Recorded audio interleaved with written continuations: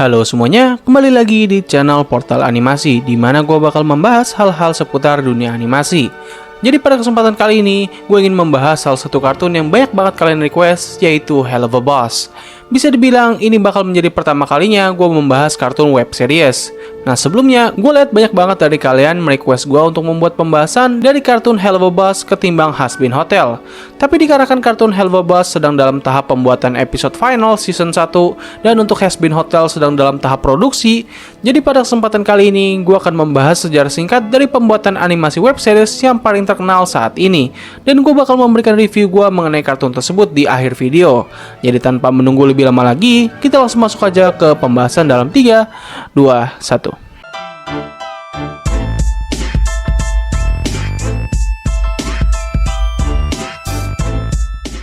Nah, buat yang bertanya, kenapa gue membahas kedua kartun ini secara langsung? Well, itu dikarenakan kedua kartun ini dibuat oleh orang yang sama, yaitu Vivin Medrano, di channel YouTube-nya yang bernama VivZipUp. Nah, awalnya VivZipUp dibuat oleh Vivin sebagai media yang ia gunakan untuk menaruh berbagai karya yang ia buat untuk tugas tesisnya. Karya animasi yang pertama kali ia buat berjudul Son of 666, yang menceritakan hubungan antara ayah dan anak iblis. Lalu 1 tahun kemudian, ia merilis sebuah animasi pendek yang berjudul Timber, yang dibuat untuk tugas tesisnya. Tanpa ia duga, animasinya ini memenangkan penghargaan di Dusty Awards sebagai prestasi luar biasa dalam desain karakter animasi. Lalu beberapa bulan berselang, ia juga merilis animasi musik dari lagu Dayang yang dibawakan oleh Keisha. Animasinya ini mendapatkan lebih dari 50 juta penonton dan menjadikannya video dari VivZipUp dengan jumlah views terbanyak pada saat itu. Animasinya ini pun juga membuat channel YouTube-nya mulai dikenal oleh banyak orang. Selain itu, pencapaian besarnya ini membuat Vivin mulai dikenal oleh banyak animator, yang mana dari sini mereka akan bergabung dan bekerja sama dalam membuat proyek animasi yang lebih besar. Dalam rentan waktu ini, Vivin terus mengupload berbagai video speed drawing dari berbagai karakter yang ia buat dalam berbagai proyek besarnya, mulai dari Angel Dust, Charlie, dan masih banyak lagi. Ia juga suka memberikan kabar dan teaser dari proyek besarnya. Dari kerjasamanya ini dengan berbagai animator, ia pun akhirnya membangun studio animasinya sendiri yang bernama Spindle Horse Toon. Lalu pada tanggal 21 April 2018, VivZipUp akhirnya merilis trailer dari proyek animasi yang telah ia buat selama ini dengan judul Hazbin Hotel. Dengan disusul berbagai klip dari animasinya ini, Hazbin Hotel mulai dikenal oleh banyak orang dan ditunggu-tunggu kehadiran full animasinya. Satu hal unik mengenai perilisan Hazbin Hotel adalah Vivin menuliskan peringatan kalau animasinya ini tidak diperuntukkan untuk anak kecil di judul videonya. Yang mana ini cukup lucu dan sekaligus ironis, karena mayoritas besar fans dari kartun ini merupakan anak kecil yang dapat mengakses YouTube dengan sangat mudah. Yang padahal ya, ini kartun sebenarnya termasuk dalam kartun dewasa yang dipenuhi dengan kata-kata kasar dan juga grafik yang cukup sadis. Lalu pada tanggal 28 Oktober 2019, pilot dari kartun Hazbin Hotel akhirnya dirilis dan sempat menjadi trending topik di berbagai sosial media. Kemunculan kartun ini membuat jagat maya pada saat itu langsung membicarakan kartun Hazbin Hotel. Bahkan banyak banget konten kreator baru di YouTube mulai bermunculan untuk membahas kartun Hazbin Hotel. Ada yang memberikan respon positif, ada juga yang memberikan respon negatif. Tapi terlepas dari itu, Hazbin Hotel menjadi kartun web series yang paling trending pada masanya. Hingga pada tanggal 26 November di tahun yang sama, VivZipUp juga merilis pilot dari kartun Helluva Boss. Yang mana kemunculan kartun ini cukup membuat banyak orang terkejut karena sedikit dari mereka yang mengetahui kalau Vivin juga membuat kartun Helluva Boss selama ini. Wajar aja sih, karena Vivin juga nggak pernah begitu mengupload video yang memberikan petunjuk akan kehadiran kartun ini. Mungkin satu-satunya petunjuk yang ia berikan adalah dalam videonya yang berjudul Drunk Cartoon Talk About Invader Zim Episode 1. Alasan kenapa gue berpikiran seperti ini adalah karena dalam kartun Helluva Boss, karakter Maxi disuarakan oleh Richard Stephen, yang mana ia merupakan penyuara dari karakter Zim dari kartun Invader Zim. Nah, untuk perilisan dari kartun Helluva Boss memang tidak begitu sepopuler Hazbin Hotel, namun setidaknya kartun ini juga mendapatkan respon yang cukup positif dari para penonton. Meskipun kedua kartun ini sama-sama diperuntukkan untuk orang dewasa, namun kalau kita ngebahas soal konten eksplisit, well, Helluva Boss bisa dibilang jauh lebih gelap daripada Hazbin Hotel. Hal ini dikarenakan kartun tersebut nggak ragu-ragu untuk mengeluarkan kata-kata kasar dan juga adegan yang sangat sadis. Ya wajar aja sih, ini kartun menceritakan tentang organisasi pembunuhan. Nah sebenarnya, VivZipUp juga sempat mengeluarkan proyek kartun lain yang berjudul Zoophobia. Kartun ini sebenarnya cukup spesial untuk Vivin karena sebenarnya Zoophobia merupakan karya yang pertama kali ia buat dalam bentuk komik. Gue gak tahu apakah kartun ini juga mendapatkan treatment yang sama dengan kartun pendahulunya, atau kartun ini hanya dibuat spesial untuk Vivin saja dan tidak ada rencana pembuatan full seriesnya. Tapi apapun itu, kartun ini sangat cocok buat kalian para pecinta Furry. 2, 3, Furry Indonesia! Solid, solid, solid! Oh ya, fakta unik lain mengenai kartun Zootopia adalah karakter Alastor dan juga Angel Dust sebenarnya berasal dari karya ini. Tapi akhirnya mereka berdua dipindahkan ke Project Hazbin Hotel dan bisa dibilang ini merupakan keputusan yang sangat bagus karena kedua karakter inilah yang menjadi faktor dari kepopuleran kartun Hazbin Hotel. Oke, jadi itu adalah awal mula dari terbentuknya kartun Hazbin Hotel dan Helluva Boss. Sekarang gue akan membahas apa aja sih yang ada di kedua kartun ini lewat pembahasan pilotnya. Kita mulai dengan Hazbin Hotel. Kartun ini dibuka dengan karakter Charlie Morningstar yang sedang bernyanyi mengenai masalah yang terjadi pada dirinya dan juga neraka. Charlie sendiri merupakan putri dari pasangan Lucifer dan Lilith Morningstar yang merupakan raja dan ratu neraka. Pada dasarnya, Charlie ini merupakan keturunan bangsawan yang sekaligus merupakan iblis dengan tingkatan tertinggi. Nah, untuk masalah yang sedang terjadi, neraka kini sedang mengalami overpopulation atau jumlah iblis yang ada di sana sudah terlalu banyak. Dan untuk menangani masalah ini, surga mengirim beberapa malaikat mereka yang bernama Exorcist untuk menghabisi para iblis di neraka dalam sebuah acara tahunan yang bernama Extermination. Untuk gambaran singkatnya, sistem ini hampir sama dengan yang ada di film The Purge, di mana dalam setiap tahunnya terdapat satu hari di mana semua orang bisa melakukan tindakan kriminal seperti pembunuhan, merampok, dan sebagainya tanpa terkena pelanggaran hukum. Tujuan dari adanya kegiatan ini adalah untuk mengurangi jumlah populasi yang ada di suatu daerah ataupun dunia. Ya intinya begitulah, kedua media ini memiliki satu sistem yang mirip dengan tujuan yang sama persis.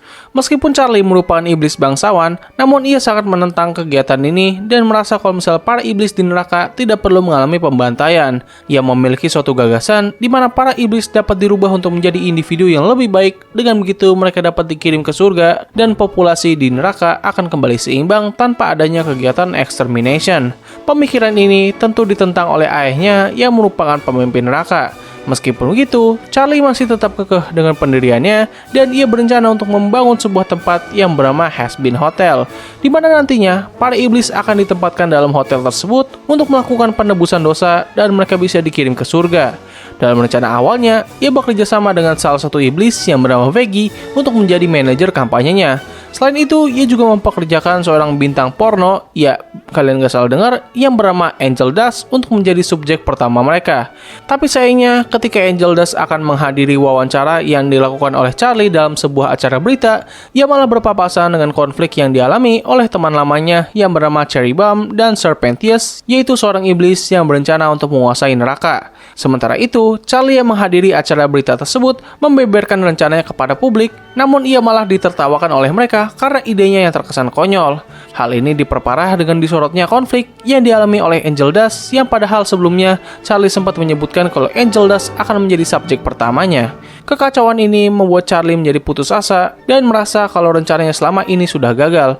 Ia sempat menghubungi ibunya mengenai masalah ini dan ia menyebutkan kalau mungkin perkataan ayahnya benar. Rencana Charlie dalam mengubah para iblis tidak akan mungkin berhasil. Nah dari sini gue berasumsi kalau ibunya Charlie sangat mendukung rencana anaknya, berbeda dengan ayahnya Charlie yang sangat menentang ide tersebut. Di tengah putus asanya, tiba-tiba seorang iblis mengetok pintu hotel dan ketika Charlie membukanya, ternyata iblis tersebut adalah Alastor, the Radio Demon. Charlie yang awalnya ragu, tapi pada akhirnya ia membiarkan Alastor masuk ke dalam hotel. Kedatangannya ini tidak disambut dengan sangat ramah oleh Veggie karena ia tahu bahwa Alastor merupakan seorang overlord yang sangat kuat dan mengerikan. Apa itu overlord? Well, begini penjelasannya. Dalam dunia neraka, terdapat suatu ras iblis yang bernama Sinner. Pada dasarnya, Sinner ini bukanlah iblis yang berasal dari neraka. Mereka semua adalah jiwa-jiwa manusia yang dimasukkan ke neraka karena dosa-dosa yang telah mereka lakukan ketika di bumi. Penampilan dan kekuatan yang mereka miliki biasanya akan terbentuk berdasarkan kepribadian dan hal-hal yang mereka suka ketika masih hidup. Nah, dalam tingkatan hierarki yang ada di neraka, para Sinner dikategorikan sebagai iblis dengan tingkatan yang sangat rendah. Hal ini dikarenakan pada dasarnya mereka bukanlah pure iblis, melainkan hanya sekumpulan jiwa yang telah melakukan dosa. Meskipun begitu, para Sinner memiliki kelebihan di mana mereka dapat meningkatkan status sosial mereka agar tidak dipandang rendah. Ada terdapat berbagai cara, mulai dari bekerja sama dengan iblis yang memiliki tingkatan lebih tinggi, ataupun berusaha melawan mereka. Untuk para Sinner yang sudah memiliki kekuatan yang sangat besar, biasanya mereka bisa naik ke tingkatan yang lebih tinggi yang bernama Overlord. Untuk persyaratan menjadi Overlord memang masih belum dijelaskan secara jelas. Bahkan Alastor sendiri tidak mengakui dirinya sebagai Overlord, namun sebagian besar penghuni di neraka mengakuinya sebagai salah satunya. Hal ini bisa terjadi karena setelah ia sampai di neraka, Alastor langsung mendominasi berbagai Overlord yang telah berkuasa selama ratusan tahun. Selain itu, ia juga menyiarkan kekuatan yang sangat mengerikan kepada seluruh penduduk di neraka. Ia pun akhirnya mendapatkan julukan dari para sinner yang lain, yaitu The Radio Demon. Hal inilah yang membuat Veggie sangat tidak mempercayai Alistar. Meskipun ya pada dasarnya, ia memang tidak mempercayai semua pria.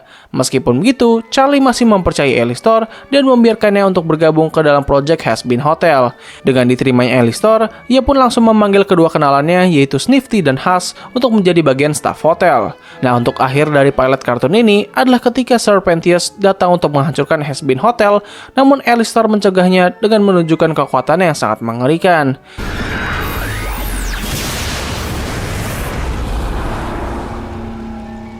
Jadi ya, itulah seluruh cerita dari pilot kartun Hazbin Hotel. Sekarang kita lanjut ke pembahasan kartun yang paling kalian tunggu, yaitu Hell of a Boss. Pilot dari kartun ini menampilkan kondisi dari sebuah organisasi kecil yang bernama IM atau singkatan dari Immediate Murder Professional, yaitu sebuah organisasi yang menyediakan jasa pembunuhan bagi para sinner yang memiliki dendam terhadap semua orang yang masih hidup di bumi. Bagaimana organisasi ini bekerja adalah mereka akan pergi ke bumi melewati sebuah portal yang dapat dibuka dengan mantra yang berasal dari sebuah buku. Organisasi ini terdiri dari satu bos dan 3 karyawan. Untuk bos mereka yaitu Blitzo merupakan iblis yang memiliki sifat yang energik dan juga ambisius terhadap tujuannya. Tetapi ia bisa dibilang merupakan tipikal bos yang agak freak dan juga rada annoying dan seringkali mengganggu para karyawannya. Ya kalian pasti sering lihat lah tipikal bos kayak gini. What you dreaming about? I was dreaming my parents were being murdered. Untuk karyawannya sendiri, pertama ada Luna, yaitu seorang iblis dari ras anjing neraka atau Hellhound, di mana ia juga sekaligus merupakan anak angkat dari Blitzo. Luna ini memiliki kepribadian yang bisa digambarkan seperti anak emo gitulah. Hidupnya nggak begitu energik, cenderung malas-malasan, dan lebih sering bermain dengan handphonenya. Bisa dibilang ini merupakan keterbalikan dari ayah angkatnya ya. Dan kedua karyawan terakhir adalah pasangan suami istri yang bernama Maxi dan Millie. Untuk Maxi, ia adalah orang yang mudah sekali emosi apabila diganggu dan bisa dibilang dia adalah satu-satunya orang yang memiliki pemikiran realistis di lingkungan kerjanya yang cukup berantakan. Selain itu, ia juga seringkali menerima berbagai macam bulian dari orang-orang di sekitarnya kecuali istrinya sendiri. Lalu untuk istrinya yaitu Millie merupakan orang yang sangat positif dan suportif terhadap suaminya. Ia bisa menjadi sangat agresif ketika ada seseorang yang membahayakan Maxi. Bisa dikatakan kalau mereka ini adalah gambaran dari couple yang sangat sempurna, saling menutupi kekurangan dan membantu satu sama lain.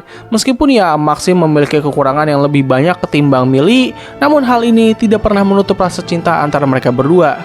Nah, sedikit informasi, semua iblis yang bekerja di organisasi ini merupakan ras iblis yang murni berasal dari neraka, jadi mereka berbeda dengan para sinner yang ada di Hazbin Hotel.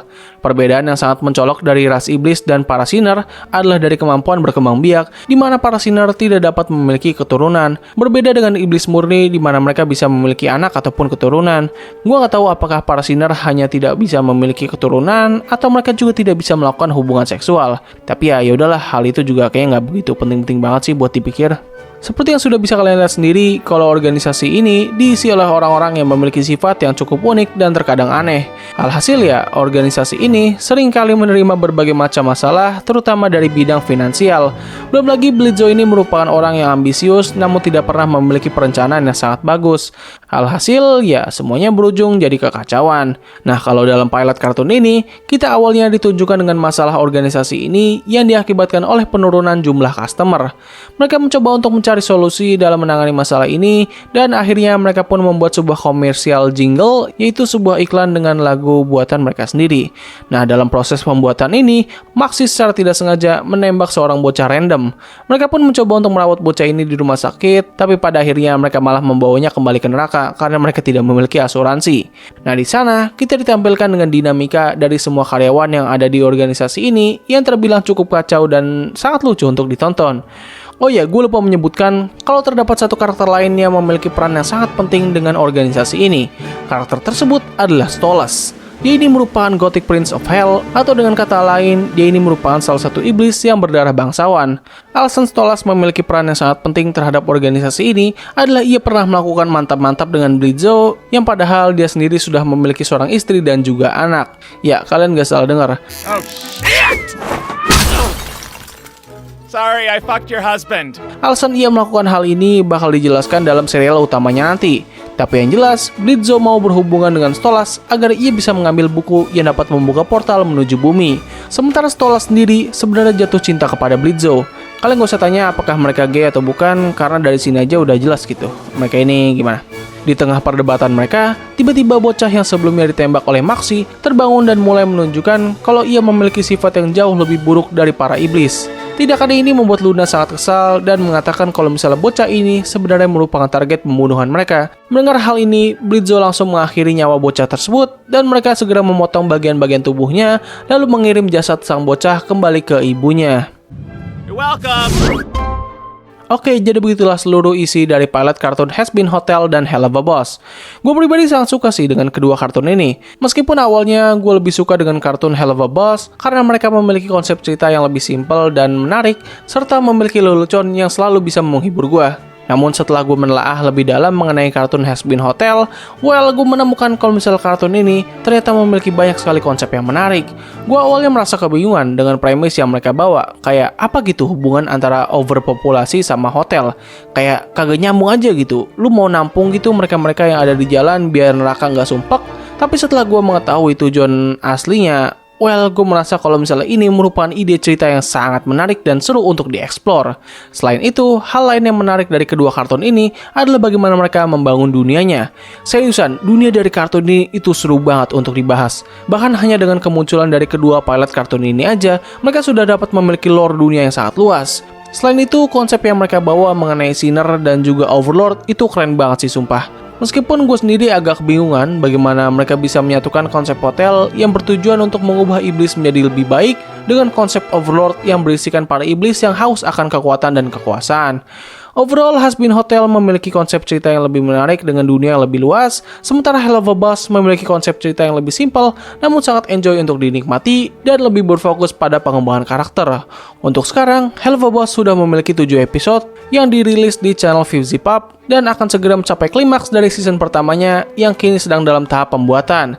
Jadi untuk pembahasan lengkap dari cerita Hell of a Boss bakal gue bahas ketika final episodenya sudah rilis.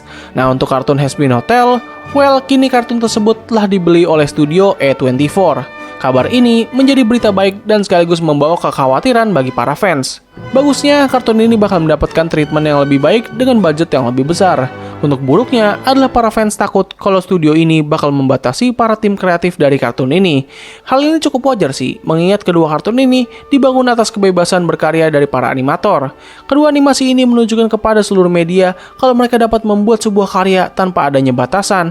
Hal ini tentu ditunjukkan kepada masalah yang sering terjadi pada animasi-animasi zaman sekarang, di mana para kreator dan animator dari suatu kartun seringkali ditekan oleh studio yang menaungi mereka. Baik banget ide-ide menarik yang akhirnya harus dihapus karena pihak studio tidak suka dengan pandangan mereka. Bahkan hal ini seringkali berujung pada cancellation dari suatu project. Tentu hal ini menjadi momok yang sangat menakutkan dari bidang animasi barat. Dengan kemunculan kartun Hazbin Hotel dan Hell of a Boss, kini semua orang dapat melihat bagaimana suatu media dapat mengekspresikan karya mereka tanpa adanya batasan. Hasilnya sebuah karya yang sangat fresh dan sangat segar. Gue harap kedepannya industri animasi bisa maju ke arah yang lebih baik. Berikan kesempatan kepada mereka yang memiliki ide-ide menarik agar bisa dilihat oleh kita para penonton. Apabila masalah ini terus terjadi, gue takutnya dunia animasi akan stuck di satu circle aja.